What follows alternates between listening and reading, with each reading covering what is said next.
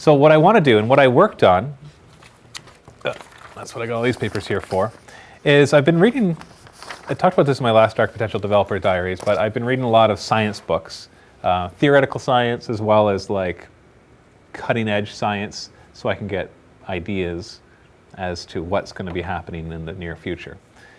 Because this game, at first, when I first developed it, the timeline was like about 1,000 years from now or 1,500 years from now. It was like the 3,000, I think it was like 34 or something, 3400s. But that's going to change a lot. In fact, the game is going to take place in the, I think around the 26th century rather than the 35th century. So we're bringing it a lot closer to home in terms of timelines. And I wanted to do that for a couple of reasons. One, as I read these books, I realized that with the way we're progressing, we're actually a lot closer to a lot of this technology than I'd originally thought. But number two, I didn't want it to be so far in the future that we disconnected from our current world. I wanted the Earth to still look like Earth. I wanted the buildings to still look like what they are today, just with more. And so you'll, in the architecture, for example, you'll still see a lot of familiar sites with then some new sites as well. And a good example is that concept art I showed you earlier that has that big structure in the back. And that was a space elevator. Here, I'll show it to you again. So that structure in the back is a space elevator. And a space elevator is just what it sounds like. It's an elevator that connects from the ground to a space station. It sounds fantastic, but scientists believe that we're actually pretty close to the technology to make that. And that could actually cut the cost of getting people out to space by a huge amount. Like, for example, I believe the number right now to get anything into orbit around Earth costs $10,000 a pound. So Dave here, it would cost, what are you, 190 pounds right now? Yeah. Yeah, 190 pounds, by the way. Came down for 233 on our weight loss challenge. Anyways, 190 pounds times $10,000 a pound would be $1.9 million to get you to space. So that's how much it would cost for you to buy a ticket to go into orbit. That's just a person. That even, like, that's not even the ship. Yeah, exactly. And the cargo and everything else. The main problem right now is that you have to strap on this enormous amount of fuel just to get the people to or get the craft to the necessary speed to break gravity's pull. But the problem is when you add all that fuel, it adds a lot of weight, so you have to add more fuel just to get that fuel off the ground.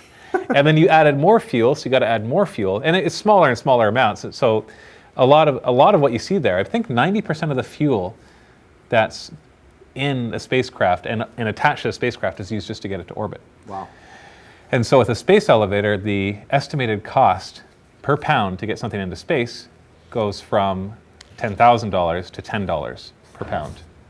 It's ridiculous, because when you remove all that fuel, you drop the price to about $10 a pound. So for you to get to space, a ticket would cost $1,900. Wow, that's actually doable for... You could go on vacation there. Common man Yeah. go on the moon. Yeah. Oh, not the moon, in orbit. The moon is like, I think it was $1 million a pound, and that would be dropped. On a space elevator? No, just right now. Oh, okay. I can't remember exactly what it was to the moon. I remember the $10,000 just to get to orbit. Yeah, and then getting to the moon is even more expensive. But the biggest cost is from Earth to orbit. Once you're in orbit, it's easy to go beyond there. But it still costs money, obviously. But just think about that. Just for you to go to orbit, all of a sudden it would be an expensive plane ticket or two. Yeah. It's like the same cost as going around the world, basically. No kidding. Like you can go to Tahiti for about $2,000 round trip. This would be $1,900. So it's fantastic. But really what it comes down to is it's not about the person getting up there. It's about all the stuff they have to bring up there to build the space stations and build spacecraft.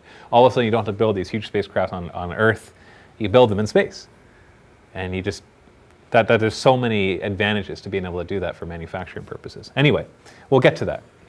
I just wanted to give you that idea that in that background there's that space elevator, and it just kind of typifies the type of technology that has been happening. So I want it to be realistic, still sci-fi, obviously, yeah. And it's post-apocalyptic, which means, but it's not like a destructive post-apocalyptic. It's more humanity was wiped out from a virus, not zombie virus, just a good old virus, and so everything. Virus that kills people, not makes them mutants and stronger. Exactly, yeah. The virus that makes sense, in other words. But that's okay. Not that I'm against zombies and mutants. I just didn't want that in this.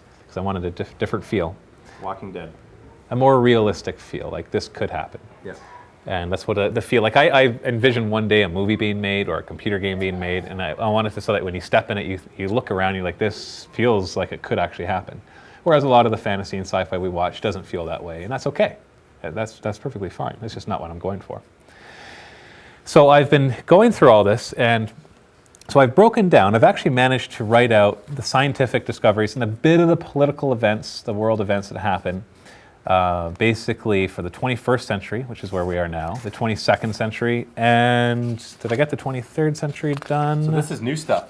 You haven't heard any of this. Most of this. Like some of it might be regurgitation from before, but it's mostly new.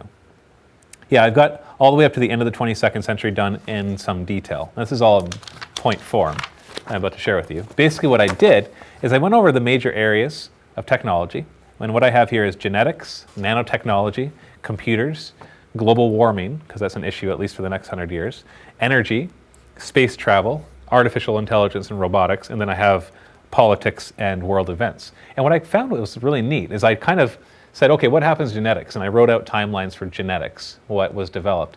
And plot devices actually came out of it. And it was really interesting to see. From the science, you mean? Yeah, from the science, which is realistic if you think about it. A lot of real world politics revolve around science. Like think about how much we're talking about global warming right now. Oh, yeah. Like just the amount. Well, what's global warming caused by? Technology. Yeah, because If we didn't have cars and oil and oil being used and coal, all this, we wouldn't have any problem with global warming, theoretically.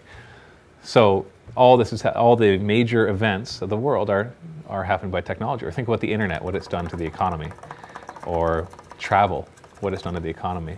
Like all these things, it's all based around technology. Really, that's what really influences the world events. So I thought, well, maybe that's how I could develop the story as well to give me the ideas. So let's go over this then. How long have we been going here? You turn off the display so I can't see. That's why I keep the display on. Oh, is that why you keep it on? Yeah. I can turn it on if you want. That's okay. That's okay. I'm gonna drink some more of my yop. Mm-hmm. What's the best part of the orange when you take it out of like the center? I know, it just feels good. Yeah. It's just like, yeah, that's right.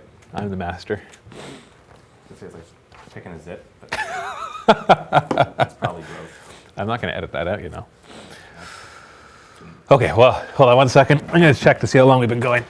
Like I said, informal. Well, 17 minutes, that's not bad. That's not too bad. I'm just wondering if I should start a new one to go into this. You know what? I'm going to do that. I'm going to start a new one. 17 minutes is long enough to get us going. So what you're going to see, I'm going to stop here. This will be our first video. And then the next video, we're going to talk about the mid-21st century. And then after that, I'm going to go to the late 21st century. And then after that, I'm going to go to early 22nd, mid-22nd, and late 22nd. So we'll make 5 videos out of this. I don't know how long they'll each be. It just depends on questions that you have or just how in detail we go. Did you stop it and start it? Is that what you did? No, it's still going. Oh, okay. I'm just telling them what we're about to do. And so I I'm going see. to end the video here so they know what to expect next. Oh, I see. Okay, so stay tuned. Of course, I guess the other things that we're going to be talking about in the future is we're going to be doing a fundraiser soon to actually make our first few miniatures. So you can stay tuned for that. Got the idea from a lot of people to use Kickstarter, but I'm not going to use Kickstarter because it's only for Americans. We're Canadians, we can't use that one. So I'm just going to make our own system. It's the same idea, where you get to donate, and then in return you get like pre-orders of the miniatures, and you get other cool stuff too, which we'll talk about.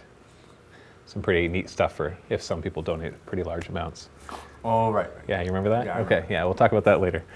Okay, anyways, this is Matthew and Dave. We'll see you in the next video, and happy wargaming.